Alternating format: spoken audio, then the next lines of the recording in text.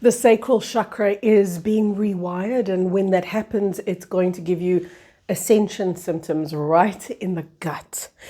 So let's talk about what's going on right now. Yes, some of you are going to feel ascension symptoms at the literal gut level, which means gut issues and bloating and experiences at the gut realm, maybe digestive, maybe something else that you've never really had before, because generally ascension symptoms will do that. It'll give you something that you go, whoa, what is this? What's going on? Or it can be at the emotional level, like I can't digest this. I can't stomach this. Or there's a feeling of, kind of like when you're bloated, there's an emotional feeling of I'm retaining water. I'm retaining emotions. That's what retaining water is. I'm retaining too much information, and therefore it is sitting in my body. I need to let it go. I need to release now. Before we get into ascension symptoms in the gut, I'm boring you guys. Oh, there goes Kerry again. Boring. I got to tell you this. Not everything you feel is an ascension symptom. Sometimes you need to have it checked out. An ascension symptom is fleeting, it's transitory, and it elevates you. It leads you somewhere higher, because I see a lot of people, they're dismal and they go, oh, these ascension symptoms, oh, they're so difficult. Oh, they're so painful. I'm riddled with these ascension symptoms. Kind of like a new, different way of saying I'm riddled with disease. People are saying I'm riddled with ascension symptoms. I can't live in the world because of them. I'm bedridden because of them. Stop the bus. That's not an ascension symptom. That's a disease. That's an illness. An ascension symptom, and I'm going to help you to identify the difference, is something very different to a disease, but not everything at the physical level can possibly be called an ascension symptom. It's irresponsible to do that. I don't know who you love as your medical practitioner. Whoever that is, go to that person. Go to that person that you know and trust if something's lingering, okay? So seek out the medical support and advice that you need. If you need it, there you go. There's my disclaimer. Oh, I know it's boring, but I have to say it. For years, I was dizzy. And everybody said, don't worry, Kerry, it's an ascension symptom. It wasn't. I had diabetes. Don't be one of those people that say, nah, everything's an ascension symptom, because it's not. Now, let's get back to the gut. The sacral chakra. That's where it's all at the moment. So what is the sacral chakra about? It's about stored emotion. I want you to think of the sacral chakra. I'm looking around to see if mine is here. It's not, otherwise I would show you. The sacral chakra is like a woman's handbag. Okay, you might call it a purse, a handbag, same thing. Here's the deal. No matter how big the handbag is, somehow it's always full. So if it's tiny, then it gets jam-packed. So then you buy a bigger one, it gets jam-packed, and you buy a bigger one. And it's always just jam-packed, right? That you can't pull the zip closed. There's a rationality or a lack of rationality that we have. And that says, as human beings, this is the lack of rationality. If there's an empty space, I've got to fill it. And your sacral is designed to be an empty space. Do you know why? The sacrum, and I have a meditation on my website called Sacred Sacrum to help you clear the sacral pathway. It's a very, and sacrum, sacred, can you hear? The sacrum is one of the most sacred areas of your body. We're going to understand why, because this is the space that God's creativity, that the universe, whatever word you want, the universe or God, comes through in your body. That's its landing pad. That's its entry point. It's the sacrum. So what happens when, like a woman's handbag, it gets jam-packed full of stuff, because the sacrum is supposed to be an empty space, because it's the channel into which that beautiful creative mind comes and accesses your field. That's where you interact with the universe. Everyone thinks it's up here. Everyone says, oh, my third eye, I got to open my third eye. Yeah, your third eye works in conjunction with the sacrum because it brings up, It brings up all of that divine light that you bring in through the sacral chakra. It's one of the most important portals in our chakric system. The so-called lower chakras, they're not lower as in less. They're just lower as in the position on their body, on your body. But the base chakra, when you are operating in the false matrix, the base, that's the lowest chakra, yes, that becomes all about survival. So you start living in fear. But that's how that chakra expresses itself at the most base level. In other words, at the lowest frequency. At the highest frequency, what's the opposite of survival? It is life, it's living, it's exuberance, it's enthusiasm, it's life force, energy, it's life blood, it's groundedness, it's connection, it's being a part of everything, your feet on the ground and feeling the ground coursing through your body. That's the base chakra at its highest. See, we've only been taught all of these chakric systems at their least or their lowest. There's a course on my website called The New Human, where we go chakra by chakra and work through the rewiring of the whole chakric system. So the next one of the lower chakras is the good old sacrum. And that right now is being activated. I put up a video yesterday explaining how 7D frequency is coming in. Man, that stirs stuff in the gut. Any time that you've got to purge the old, and I even want to say ancient, deep-seated, core, buried, blocked stuff, the stuff that you've shoved in the handbag that's meant to be empty so that God source consciousness can come through, the stuff that you plugged the hole with, because we did that with our emotions, right? We said, oh, hell, I don't know where to put this grief. I don't know where to put this anger. I don't know where to put this rage. I don't know where to put this smallness, this confusion, this lack, this loss. Oh, look, there's an empty handbag. And it came into the gut. Oh, look, there's an empty space. Fill it up. That's what we did. So now as 7D starts coming in and interacting with us, watch the video to find out more about why and how, that's going to start purging out all of that lower stored stuff, lower vibratory, stored stuff, so that we can restore the sacred sacrum. It's a beautiful thing. And by the way, I know you guys are going to ask about the rest of the chakras. Let me know in the comments below if you want me to do a video on the chakras in their highest, in their optimal form, what they're meant to operate as. We've come to know them only in the 3D sense, or the false matrix experience of those chakric centers. So today I'm focusing here in the sacrum.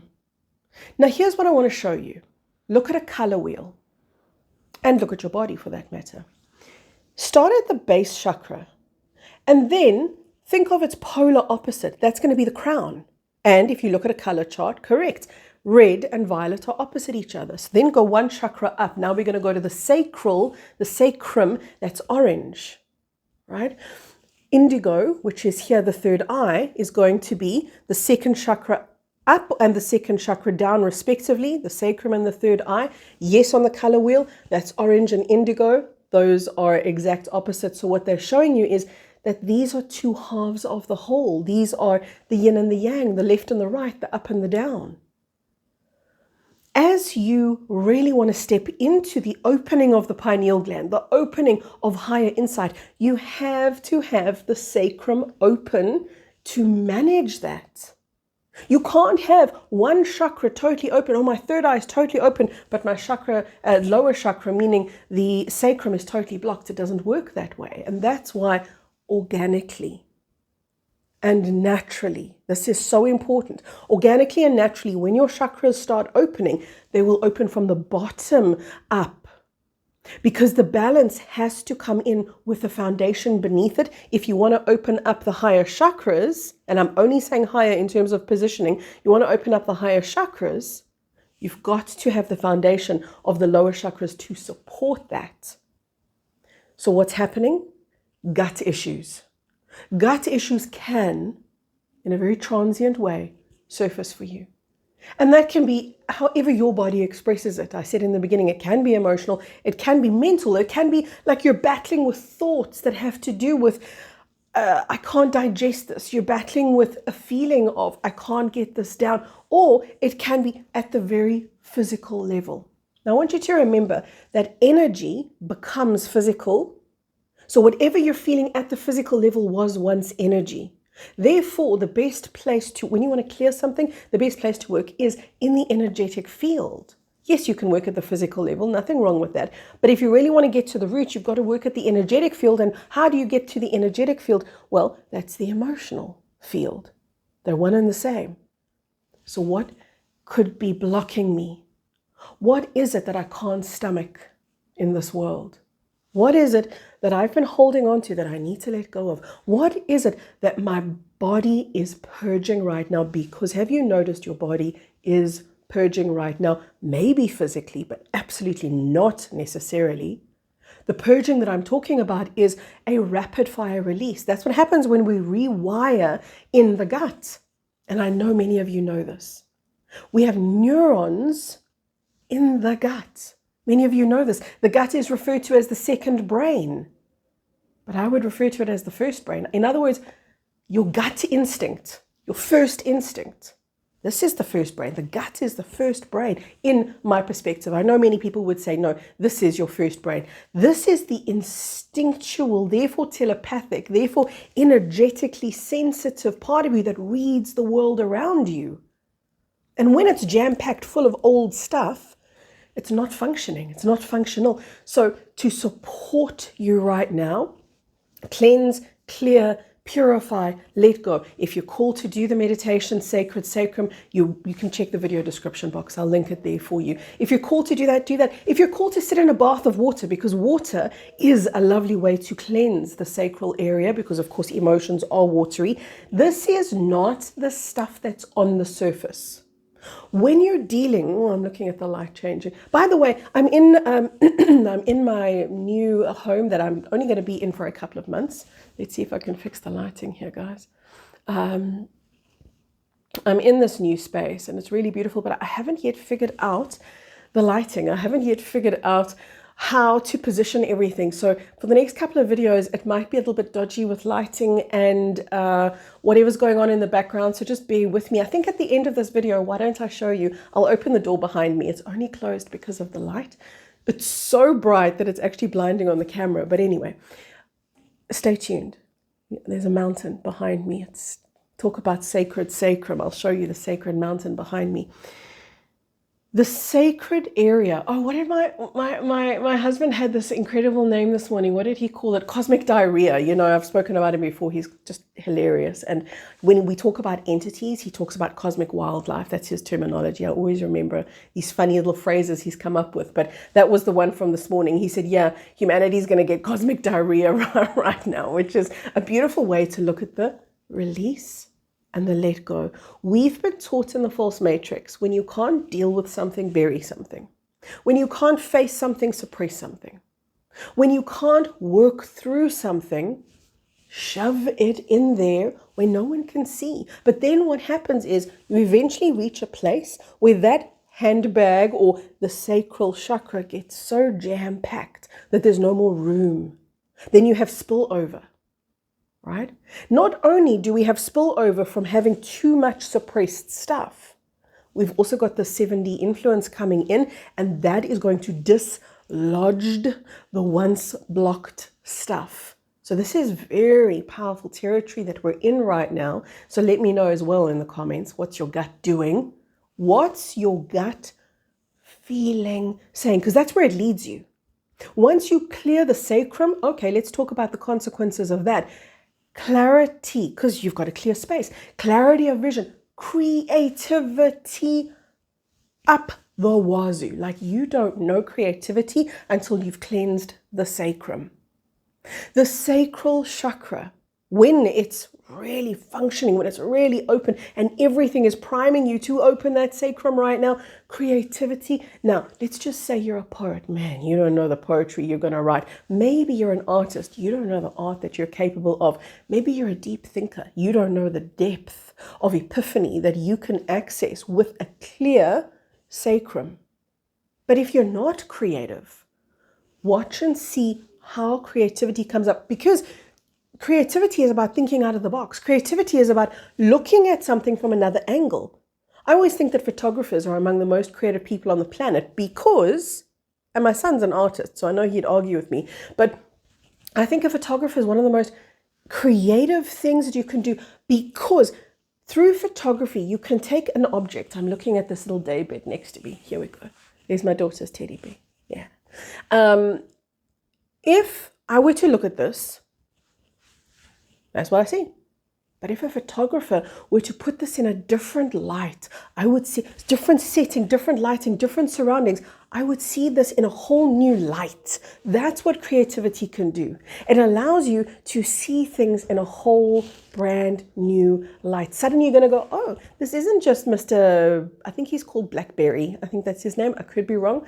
But it's not just Mr. Blackberry. Oh, wow, I'm seeing something else. So that's what your creative alignment allows you. I can see this now from a different perspective. Suddenly, you may want to take up a dance class, or you may suddenly want to take up drawing and art, and you've never perhaps had a desire to do that before. Or a lot of people, sadly, see creativity as a waste of time because they want productivity, not creativity. Creativity is God's language. God is the creator. Your nature is that you are a creator being. How do you stop a creator being from being creative, from being, and I'm talking now about the level of creativity that's the most exciting, to create reality. See, even if you say to me and you think to yourself, I'm not a creative person, you are. Of course you are one of the most creative things on this planet. Because you're so connected in your ability to God's ability to create. God created the universe. That energy, that potency of creativity is woven into you. The animal kingdom has a different thing going on. They have connection to nature. We have creativity. What happens when the two come back in alignment? Then you're restored back to your original higher frequency templates. So can you understand why working at the gut level is so imperative? Yes, your intuition is going to go up 10 notches, but your ability to create reality and your understanding about creating reality. I always feel like these ideas humanity has about creating their own reality, they've held us back. I know a lot of people would want to shoot me for saying that, but I really believe it. That all of this, the secret and all of these techniques around manifesting stuff, manifesting things, I think it led a lot of people away from the true power of creativity, because the true power of creativity is this. What happens if I close my eyes and let God's light come through me? Then I allow the potency of creativity that is God's source consciousness to come through me, and I don't direct it. Instead, I allow it. And not only that, it's not like I'm allowing it blindly and now, I don't have a say in it. No, I allow it. And because it's coming through me, it's merging, mixing, melding with my energy. Now I'm part of and interwoven into that creative frequency. So now I contribute to whatever it is that God's source creator consciousness brings through my being. Now I bring my interaction to it. What a glorious dance that becomes. That's true manifestation. That's when you create things in your life that you're going to say, I couldn't have dreamed this. On that note, let me show you what I couldn't have dreamed, okay? Come with me. You might get a bit seasick. I'm going to take my camera off of its frame. I hope you don't get very seasick because I know I'm not going to be able to hold this. But here we go. So this is the kind of stuff that I most certainly couldn't have dreamed of. And yet here it is anyway. Look at this glorious mountain behind me. There's my little deck. That's where I sit out, have my morning coffee, and overlook these gorgeous, absolutely magnificent surrounds. Now, I know it's so bright out here, but let's see if I can give you the African sun. Oh, God, it is so wildly bright. There you go. I hope that fuels you. I hope that fills you. I hope that brings you to an ecstasy as it does to me, because nature is alive, speaking to us and supporting us, guys. So enjoy the sacral cleanse and join my online community. You want to really grow. You want to really go deeper. You want to really go further. I'll see you in the Plasma Light Tribe. Find it on my website. Bye-bye for now.